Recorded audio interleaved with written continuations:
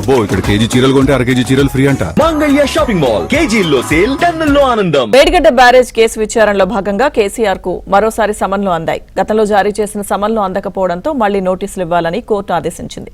తదుపరి విచారణ సెప్టెంబర్ 9కి వాయిదా పడింది.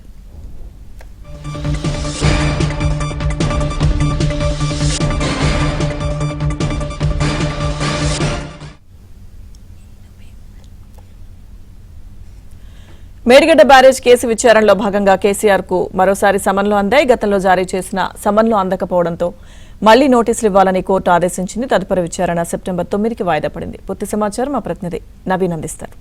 నవీన్, లక్ష్మీదుర్గ మేడిగడ్డ కేసుపై జయశంకర్ భూపాలపల్లి జిల్లా కోర్టులో ఇవాళ విచారణ జరిగింది. దీనిపైన పిటిషనర్ రాజలింగం దివంగత పిటిషనర్ ఆయన కాలం క్రితమే మృతి చెందారు. ఆయన కూడా కోర్టు పిటిషన్ కొనసాగించాలని నిర్ణయించడం విచారణ కొనసాగుతుంది. దివంగత రాజలింగం సామాజిక కార్యకర్త మేడిగడ్డ బ్యారేజ్ లో జరిగే వినీతి పైన కేసులు వేసిన తర్వాత కొంతకాలానికి ఆయన అనుమానాస్పద స్థితిలో మృతి చెంది ఆ కేసు విచారణ కొనసాగుతుంది. దాంతో పాటు ఈ మేడిగడ్డపై ఆయన వేసినటువంటి కేసు కూడా కొనసాగించాలని భూపాలపల్లి కోర్టు నిర్ణయించింది. ఈ మేరకు గతంలోనే ఆయన నోటీసులు ఇచ్చింది. కేసీఆర్ కు సమన్లు ఇచ్చింది. ఆ సమన్లు ఆయన చేరకపోవడం మరోసారి సమన్లు ఇవ్వాలని జిల్లా న్యాయవాదికి కోర్టు జారీ చేసింది. దీంతో ఆయన మరోసారి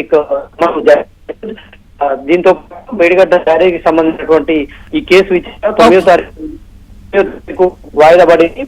అయితే దీనిపైన పూర్తి గతంలో అవినీతి జరిగిందనే ఆరోపణలు వచ్చినటువంటి నేపథ్యంలో ఈ కేసు ప్రాధాన్యత. Right, thank you Naveen.